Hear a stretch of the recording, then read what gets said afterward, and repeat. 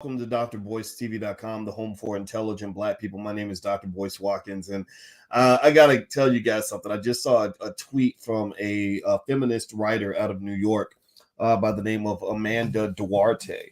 And Amanda made a tweet that I would almost say is probably the most racist tweet I've seen in 2022. Is definitely among the most racist tweets I've ever seen in my life. And so Amanda, who I guess she's a feminist writer, I guess out of New York, and does a lot of Broadway stuff. She put up this tweet that was shared to me by a friend of mine, I believe it was T Khalik, shared this, and I thought it was kind of crazy. And so I'm gonna read the tweet to you, and then I'd just like to get your reaction in terms of how you feel, maybe in a sentence. Tell me what you think. She says, I do wonder how these white supremacist lawmakers would feel if their little white daughters were raped and impregnated by Black men. So what do y'all think about that? Give me like a one sentence reply. Hey, my name is Corey. Hey, Analyze. How you doing? Hey, Khaled. How are you? Khaled Harlem. What do you guys think about that? Give me like a one or two word reply. You think it's crazy, disgusting? It sounds about white. What do y'all think? Why do they hate and fear us? Ask Kent. Hey, Supreme Allah. How are you? What do you guys think? Give me an answer. Somebody said WTF. What else? Let's see. I'm looking for more responses here. SMH. The fuck is this live? Yes, it's live.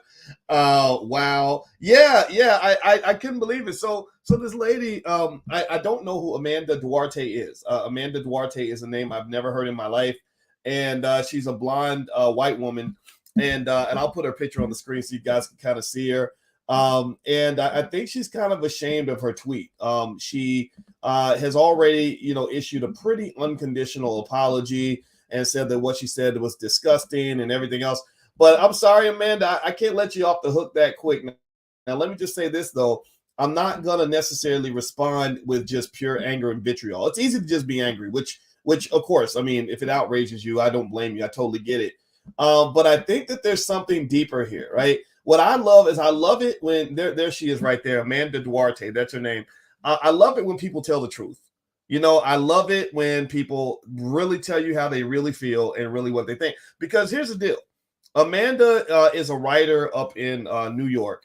And New York, I spent time in New York. You guys know I was on the faculty at Syracuse University. And I came from the South.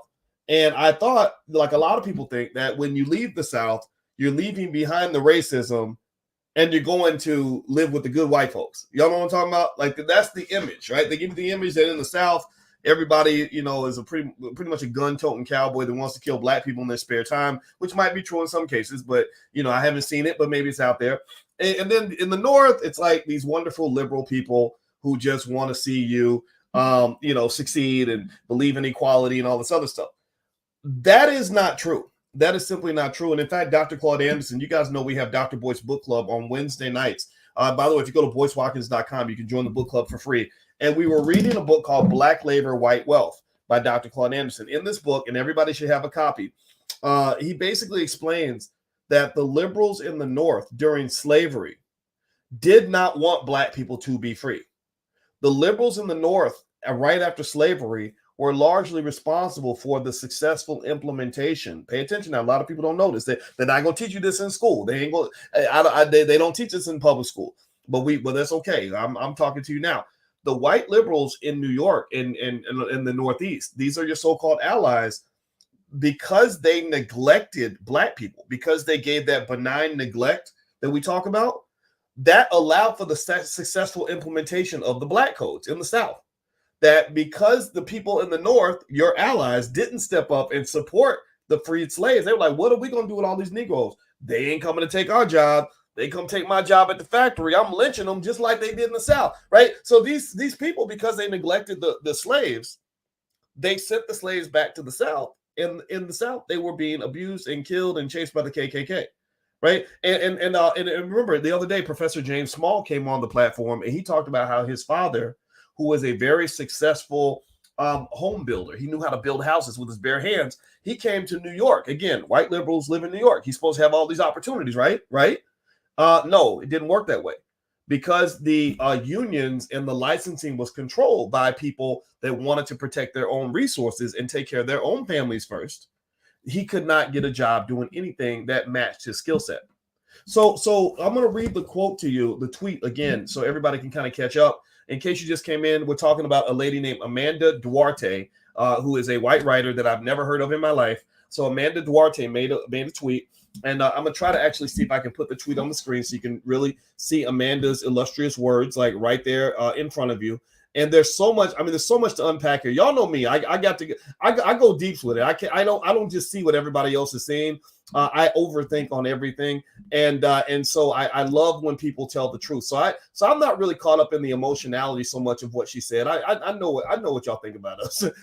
I've never believed that they're always our friends, but it's okay though. I don't expect that. I love myself, so I don't need love from you per se. And she says, I do wonder how these white supremacist lawmakers would feel if their little white daughters were raped and impregnated by black men. Not just raped, not just impregnated, but raped and impregnated. So the next day, Amanda comes back after her crazy tweet, and she says, I tweeted something extremely stupid and racist last night. I deeply apologize and will not try to defend or explain it. Again, sincere apologies to anyone who was hurt by it. Now, do y'all think that apology was sincere? Give me a yes or no if you think her apology was sincere. Give me a yes or no. What do y'all think? Y'all apology accepted? Everything cool? We all right? It's good? We allies again? What do y'all think? We're gonna go show up at the polls, holding hands, voting for Uncle Joe? Is that what? Okay, what do y'all think? Okay, I see no. I see Queen of Consciousness says no. Okay, I'm not seeing any yeses. Sorry, Amanda. Intelligent black people. I don't think intelligent black people are forgiving you. So maybe you have to go, hang out with Al Sharpton or somebody. He'll forgive you if you pay him, $80 and give him a bucket of chicken. So maybe that's where you can go get your forgiveness. Or maybe you can go down to some church, where they love to forgive people. Y'all remember those poor people that when they had the Dylan Roof situation? Remember Dylan Roof, that guy in South Carolina went up and shot up the church, and then like literally his first day in court, there were people from the church that were there screaming that they forgive him. That was weird. I don't understand that logic, but then again, slave training is very deep, and that's just what it is. So what I'm going to do is I'm going to kind of give you a couple of things to think about on this tweet, or at least a couple of Dr. Boyce thoughts that popped in my brain when I heard Amanda Duarte's tweet. And I'm going to read it to you one more time for those of you who just came in. She literally says, in response to this Roe versus Wade situation, and this is what she's responding to, the Roe versus Wade, the announcement that they might actually reverse Roe versus Wade, which you can think about that what you want. We discussed that earlier, so we're not going to dig too deep into that. I'll let you have your opinion on that. She says, I do wonder how these white supremacist lawmakers would feel if their little white daughters were raped and impregnated by black men. So basically, it sounds like she's saying that if you knew your little white girl was going to be violated by a black man, you would probably support abortion. That's not exactly a compelling argument, right? To be pro-choice, but this is an example of how racism is used. The black people are used in many cases as pawns for white liberal agendas. The first thing they do, if they want you to support their agenda, is they run along and say, he racist, y'all. He racist. They racist over here. And we're like, they racist. Okay, Bob, what do you want me to do? They racist? What? They racist? Right? And when they're pointing at over there and saying the racism's over there, they're not pointing at their own racism. That was my biggest frustration. When I was on the faculty at Syracuse University for 13 years, I was absolutely astonished by how these so-called good white folks didn't realize how racist they were.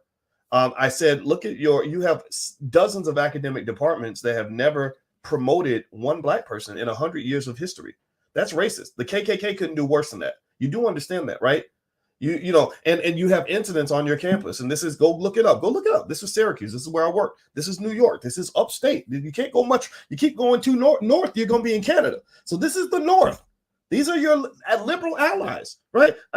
They have so many incidents of racism at that university, and a lot of times it's because sometimes the people most impacted by a disease are the ones who swear that they have been cured. Because you refuse to acknowledge the racism within your own space, you become the most racist son of a bitch that there is. You're more racist than racist people are, because at least at least a racist person can say, well, I was born a racist. I don't like the Negroes. I grew up back down in Tennessee. We didn't like Negroes. I met the funny true story. I swear, I promise you, true story. There was a lady that I worked with at Taco Bell. When I was in high school, I had a job at Taco Bell, and we used to have to cook the meat with this big grinder thing. We would stir the meat with these big old stirrers, right? And I like Taco Bell. Now, I met my daughter's mama. I had met my first girlfriend at Taco Bell, and we had sex. And the next thing you know, she's pregnant. So stay away from tacos. Tacos will get you in trouble every time, right? So anyway, so I'm at Taco Bell and we're stirring the meat. And there's another person stirring meat because we needed extra meat because a lot of customers were going to be coming in the next hour. So we're stirring our meat, and I'm talking to the lady that I'm stirring the meat with. Now, this lady was a little short, ugly little white girl from West Virginia. She was sweet, but she wasn't that pretty. I ain't gonna lie. And but she was nice as hell. And she loved to date black guys. Like, that's one thing I noticed. She would date lots and lots of black guys. And I didn't care. I didn't. Who's judging? That's their choice. I mean, who can blame anybody for being attracted to the black man? I mean, we are the sexiest thing out here. I mean, come on, ladies, give me a yes in the chat if you agree. Black men we are walking gods in so many respects. So anyway, so we're stirring the meat. I'm stirring the meat with the short little dumpy lady from West Virginia. And I kid you not. So we're talking, and I'm like, so where are you from? She's like, I'm from Butt Crack, West Virginia, wherever that was. And I'm like, okay, so tell me, she's telling me about her family. I'm 17 now, and we're stirring the meat. And then I said, you got any siblings? She said, yes, I have a brother, but he went to prison though. I said, oh, what did he go to prison for? She said, cause he killed a nigger. And I said, what? I said, what did you say? And then she literally, I kid you not, the lady goes, he killed a nigger. Like, didn't you hear me? Like almost like telling me, like, yeah, put mustard on the hot dog. Like it was like she said it to me in such a way that I couldn't get mad, because she didn't even know that what she was saying was offensive. She had no idea. And I said, you do understand that you're not supposed to say that, right? And she said, say what? And I said, you can't say like the N-word. No, I'm black. You ain't supposed to do that. And I wasn't gonna fight her. I'm not that type of person. If you're ignorant, I don't blame ignorant people for being ignorant. They just, because they don't even know they're ignorant. Why are you gonna get mad at an ignorant person for being ignorant, right? And so I explained to her, like, no, that's an offensive word. You don't call it. She said, well, where I'm from, that's just what we called everybody. I kid you, she said that's just what black people were called. And so when I told her, and I said, because you're dating a black man, he probably won't like that either. And she's like, oh, thank you for telling me, right? This is kind of, this stuff is real, right? That's the racism that's interesting. And I wasn't even mad because it was innocent. I mean, how could she doesn't really hate black men? She hung around black people. Her friends were black. Her boyfriend was black. It never crossed her mind that was an offensive term. So what's my point here? Well, my point is that, you have people that give you their racism just directly, right? They just lay it out there and let you know where they stand and what they believe, and that's it. The liberals have learned how to serve your racism with sugar and ice cream on top. They have learned to put icing on a shit cake, and some of y'all eat it up like it's your birthday. The racism that I see on the left is every bit as bad as what I see on the right. It is insane to me. It is the only way I can even conclude that we have somehow figured out or decided that the people on the left are our friends is perhaps because we just are so desperate for friends that we just will grab onto anybody who will make us feel better about ourselves. So if they say, well, we believe Black Lives Matter, we're like, oh, well, thank you, because there's nobody tell me my life matters. I appreciate hearing a white person tell me that my life matters. Well, that must mean my life matters. Right? Like now my life matters. Before it didn't matter, but now that you told me that, sir, I now knows that my life matters. Well, let me just tell you a secret, black people. Your life mattered before they ever told you that it did. And even when they told you that it did, the fact that they can let 100 black children get murdered in Chicago every week or two and not say a word about it, that tells you that they really don't feel like your life matters that much, because if they did, they would care about all those little black children being killed. But then again, at the same time, how are you going to get mad at them when it ain't their job to keep up with your goddamn children? Those are your kids, black man, that are being killed. You're supposed to care about your kids. You're not sitting around worried about Chinese children or Arab children or Jewish children, are you? So why do you expect them to be worried about your kids? Black woman, these are your children. So at the end of the day, that whole Black Lives Matter conversation is not even one I need to have. First of all, I don't care that you think my life matters because I already know it. Number two, even if you tell me that it matters, that doesn't change anything. And then thirdly, it's not even your job to tell me that my life matters. How pathetic of a son of a bitch would I have to be to need somebody else to tell me that my children's lives matter? Do you understand what I am saying, Black people? Do you get any piece of what I'm saying here? So y'all know me. I'm gonna analyze some of this stuff the way other people might analyze it, but I'm gonna come to a completely different conclusion. I'm done being outraged by what Amanda Duarte said. I thank Amanda Duarte, and I'm gonna read her quote for those of you that just came in. I like her quote because I like it when people are honest. Just tell me where you stand. Tell me if you don't like Black people, that's okay. Because shit, I got friends that don't like white people very much either, and that's all right. But we don't hate you. You just get on our nerves sometimes. And because we have a difficult marriage with white America, right? Sometimes they love us, sometimes they hate us, sometimes we love them, sometimes we hate them. Seriously, be honest. Let's do a confession. How many of y'all have ever been sitting at a table and said some stuff about white people that will probably get you fired from your job? How many of you, seriously, come on, stop lying. Stop lying. Right? So at the end of the day, it's not so much now her quote was revealing. There's something to be offended by, but you shouldn't just be offended by the fact that she stated what was already in her heart. That part is what you thank her for.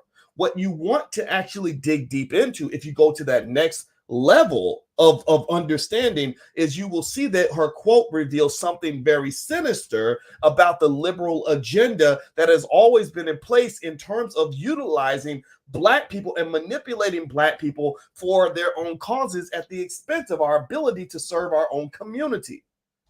Unfortunately, some of these agendas are very anti-Black and very anti-family. The Black woman, Black women, look, if you want to be empowered, create your own movement. You got a womanist movement. You got a lot of strong Black women in your community, strong, capable, intelligent, equal, all that stuff. But why does it have to be tagged on to somebody else's stuff?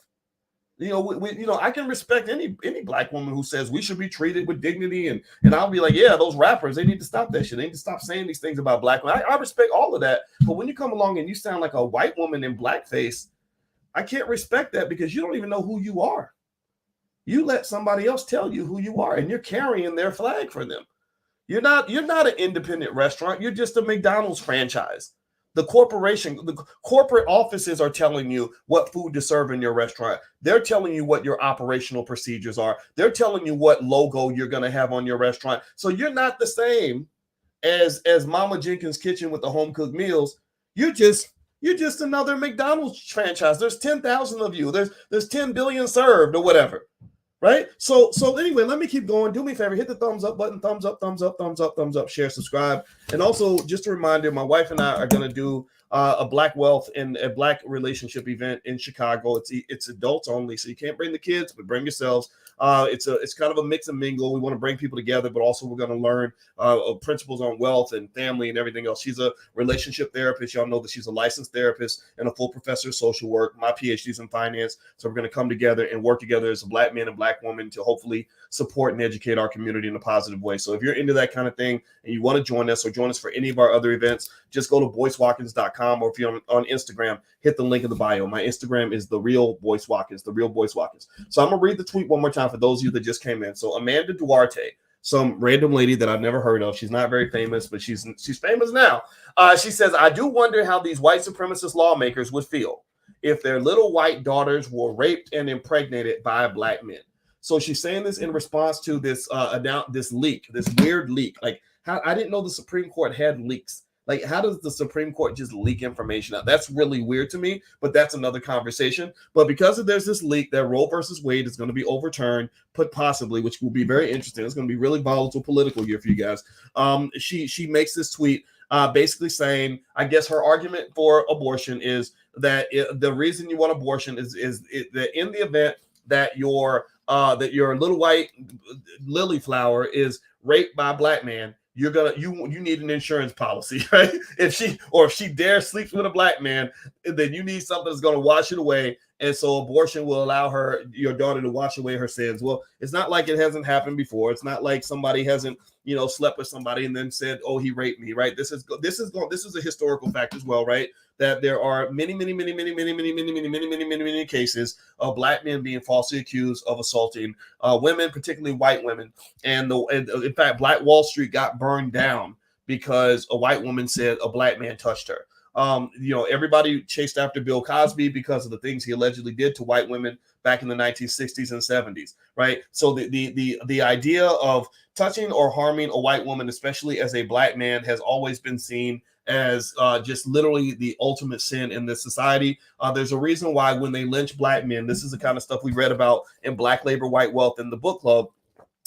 Is whenever they lynched the black man, one of the things they always did was they chopped off his genitals. Why did they go for the genitals? Why didn't they cut off his fingers? Why didn't they cut off his toes? Because the genitals, it is the penis that is the thing that scares everybody, right? So she's sort of leaning into that, which is really, really fascinating. And so also another thing about this quote is that this really speaks to this idea when you really talk about your liberal allies. This really is revealing in terms of how they feel about you. So imagine if you have, if I'm sitting here with my friend Rico, and I want somebody to do something, and I say, "Hey, you need to do what I say, or I'm going to let Rico, rape your daughter, right? Or I'm going to let Rico touch your food, and it'll make you sick because you don't want a person like Rico touching your food. But Rico's my friend, right? But I'm using Rico's existence as kind of like this threat. Like if our Negroes were to touch your daughters, I bet you would change your opinion on abortion, right? That's obviously like a very sort of direct insult in terms of what the black man represents, right? She didn't say that they would change their laws if white men went and did this, or if Asian men went and did this. She said black men, right? Which speaks to a certain perception that the world tends to have of the black male as being sexually predatory, a sexual predator, as being seen as a criminal, right? And this is why you got to be careful about music. The reason hip hop music does so well right now is because there are hundreds, if not thousands, of hip hop artists right now that present black men in a way that is predatory and criminal. If they were presenting black men in hip hop as intelligent, as thoughtful, as taking care of their kids, as building their wealth and educated, those records will not sell. Those records do not sell. The records that sell are when you show up as the gorilla that some people think that you are. Right. So a lot of times the reason you got to be real careful about celebrating some of these artists is because they're simply making money by putting on the gorilla suit. Right. I got my chain hanging low. I got my tattoos all over my body. I got teardrops because I killed so many other black people. I might rape your daughter. I don't care about women. I pee on her after I get done having sex with her because I'm such an animal. And this is very appealing in a certain context. It's like, if you're a gorilla in a gorilla cage, then people will pay money to go see you act like a gorilla. But the gorilla is not allowed to operate outside the gorilla cage. He's not allowed to operate. The gorilla can't say, well, I don't want to be a gorilla anymore. I want to be your babysitter. Or I don't want to be the gorilla anymore. I want to be the accountant. They're going to say, no, gorillas aren't accountants. Just get back in the cage. We'll pay you to be in the cage, but we're not going to pay you to do this stuff over here because that's what the good folks do, right? So if you go to Google, for example, I noticed Google had a concert. They had a Lizzo concert. And what's interesting is that if you look at some of their different events, they'll bring in these black performers, the thugged out rapper or Lizzo, who presents an image of the black woman as the Mammy Jezebel stereotype. There's a specific stereotype that's well documented in history of the black woman as the Mammy, the big black angel mama, or the Jezebel, which is basically the hoe. So Lizzo is the Mammy Jezebel. She's like a 2-for-1. So basically, if you look at Google in terms of who they bring in as entertainers, they got black people all day. But if you look at who they hire as engineers, they don't hire black people for that. You don't hire the gorilla to come and work as your accountant. The gorilla or the people that you see in an animal-like capacity are not the ones you're going to choose for the jobs that require sophistication. When you're developing new technology, you're not looking at black folks for that. But when you need a good rapper, you're like, where the Negroes at? right? So ultimately, there are typecasts in this society that people thrust upon you. Again, that's why I encourage you to read Dr. Claude Anderson's books, because he breaks all this down. He shows you how this isn't new. This has been going on since slavery. That's why America doesn't even know it's there. We don't teach it. We don't talk about it. We don't acknowledge it. And so it just continues to persist. So continuing on, one of the other things that's interesting about this is when you talk about this lady, her name was Amanda Duarte. Amanda Duarte, I'll read it one more time for those of you who just came in. Amanda Duarte said, I do wonder how these white supremacist lawmakers would feel if their little white daughters were raped and impregnated by black men. Another thing this made me think about was it's so process it this way. Okay, I'm gonna go a little bit deeper. I hope y'all can go with me on this. So what you're kind of saying is that you would probably be okay with abortion if your daughter was pregnant with a black man, because that's just literally like a fate worse than death, right? You get it? You can follow what I'm saying? Okay, so because being impregnated by a black man is something that would literally make you willing to go ahead and flip over, and I'm not telling you to be pro-choice or pro-life, it's up to you. But because being impregnated by a black man is something that would literally make you say, I don't want my grandchild to even be here, right? That speaks to the origins, unfortunately, of a lot of the feminist movement, a lot of the Planned Parenthood movement. This makes me think about another white woman, another white feminist by the name of Margaret Sanger. And Margaret Sanger, if you recall, if you go do the research, I'm not telling you to be pro-choice or pro-life. I told you I'm probably pro-choice. And the reason I say that is because I've never been a person who's going to get up and fight somebody who's going to the abortion clinic. What I would probably just say to you is I'm not participating in that because it's not right with my spirit. But I'm not going to beat you up. I'm not going to cuss you out. I'm not going to throw a Bible at your head. I'm not going to protest in front of the building. I'm not doing any of that.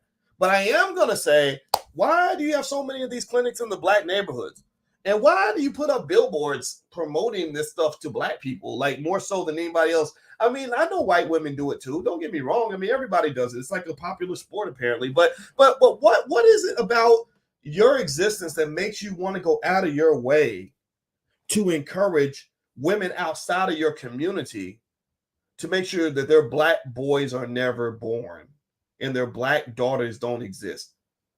So the reason I connect Amanda Duarte's tweet to Margaret Sanger is because she's basically saying that, again, because they're racist, that if your daughter's impregnated with a black child, you would probably, I bet you would be on my side then, because we both agree that getting rid of that black baby would be necessary. That's what it almost sounds like. I know she probably isn't quite trying to say that, but that's what it comes off as. It literally says it's like when we tell our kids to like put your coat on when you go outside, and they're like, I don't want to put on my coat. And I say, I bet if you go out there and you catch a cold, or you catch cold because your immune system's weak, I bet you want to put on your coat then. Right? So it's like, if this horrible thing happens to you, we'll both be in alignment. Because we both agree that you catching a cold is bad. So if you catch a cold, then you're going to be on my side because there are going to be consequences for your behavior. So by her saying, if your daughter was raped and impregnated by a black man, you would be on my side. That's kind of living with a very subtle assumption that the worst thing in the world would be for your little sweet innocent little lily white baby to give birth to a black child. That black child must be exterminated. Like, that's kind of what. Now, it doesn't mean that that's what she believes. I'm not saying she believes all this, but it comes out that way. It kind of says, like, look. So it goes back to Margaret Sanger, because you remember, if you look up, go look it up. Please go look it up.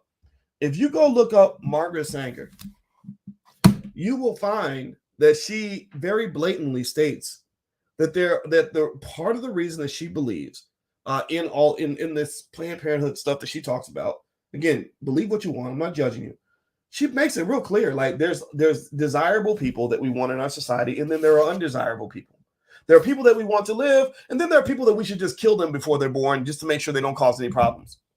Well, unfortunately, because America is the country that it is, because America is America, because America is the same country that Dr. Claude Anderson writes about in his book, it's going to just happen that black people end up in the undesirable pile a whole lot more than everybody else, right? So it's because think about it. What are the reasons that they give for terminating a pregnancy? I'm not going to use the A word because I don't want to hurt nobody's feelings. This ain't an abortion conversation. You can think what you want. I'm not going to judge you. I promise. We don't judge. We share ideas here. I don't judge what you believe. Believe your belief, but process this for a moment. What are the things that make somebody undesirable? Well, or the reasons they might say, go ahead and do it. Okay. If you're poor, well, black people are more likely to be poor than white people. If you're from a broken family, like the father bailed and you don't want to have his baby, well, black people have more broken families than everybody else. I was a poor child from a broken family. I never knew my father. I barely knew the man. I met the man, I think once, maybe twice, right? So I'm a perfect candidate for a termination. Like, why let Boyce live? He's all he's gonna do is grow up and kill somebody or go to jail. He's one of Margaret Sanger's undesirables. Give me a yes or no. In fact, yes or no. Do you think, based on the fact that my mother was a 17-year-old single mother with no education in the hood, with where the daddy had run off, do you believe Margaret Sanger would have supported me being born? Yes or no? Do you think that if my mama sat down with Miss Sanger and said, ma'am, what do you think I should do with this baby here? Do you think that she would have said, oh no, this child might have a great future. He might have a destiny. You should give him life? Or do you think that she would say, oh no, you need to terminate because you're going to have a whole lot of problems, right?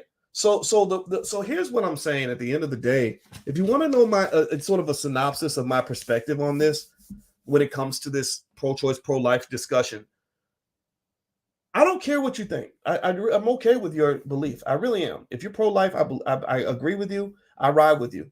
But I'm not going to protest with you. I'm not going to show up with a picket sign. I'm not going to hit somebody upside the head with a Bible. I just won't do it myself, right? Or one time somebody asked me, "What do you think? Should I do it? Should I get the should I get the procedure or not get it?" Somebody came to me like that. It happened twice actually. In both cases, I said no because I'm visual. When you tell me you're pregnant, I'm a future forward thinker. So I'm not looking at what things are. I'm looking at what they're becoming. That's why I talk to you guys about the future more than I talk about the present. Because I'm not looking at now. I'm not looking at 2020. I'm looking at 2030, 2040, 2050. So because I think that way, I said no. I said I don't think, if you want my opinion, if my opinion matters to you, I don't believe you should do it because I don't think it's not going to wear well on my spirit if I'm the one that told you to do it. If you do it, that's going to be on you. That's not. No, right? So if you're pro-life, I can ride with you. If you're pro-choice, then I'm probably pro-choice too. Again, I told you, because I believe it is your choice. I just believe the father should also have some choice. I also believe that the choice should be made in a way that respects the significance of life.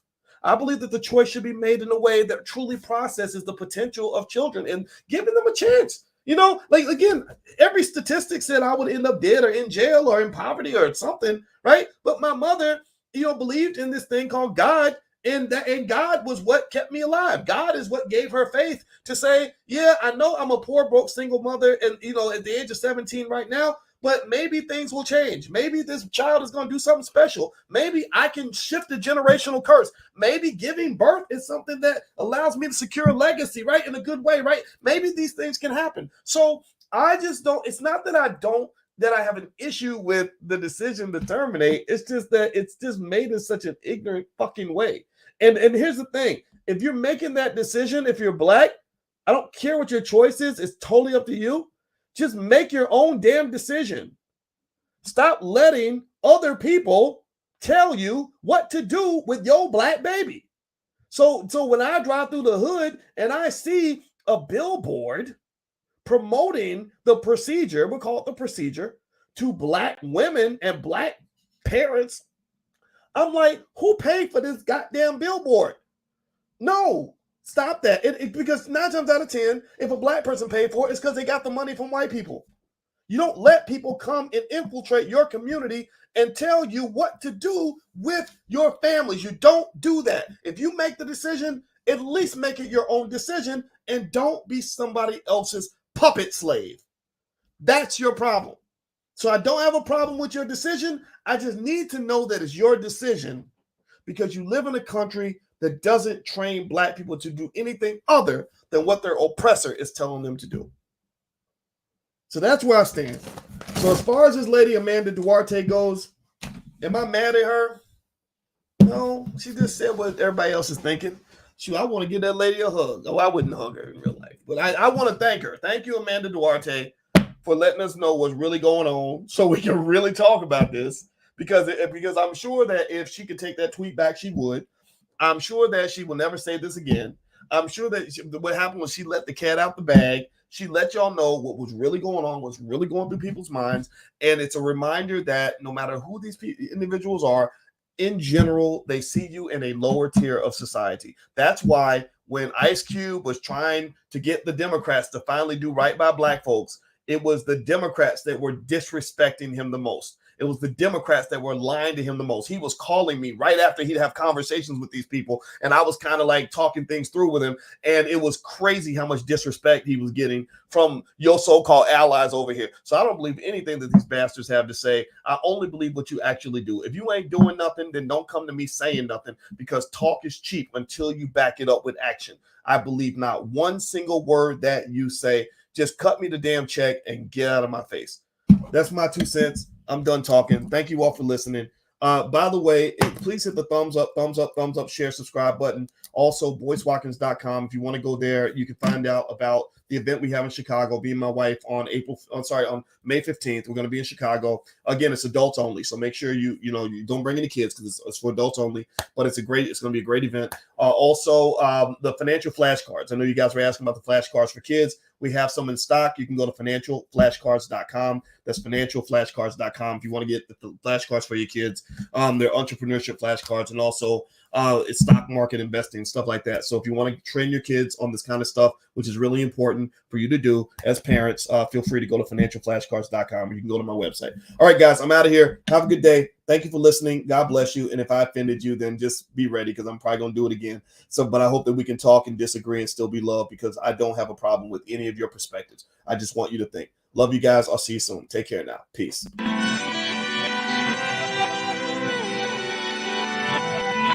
Here we are, clan the isms, cataclysm, great. Our people out here struggling, trying to make it in this state.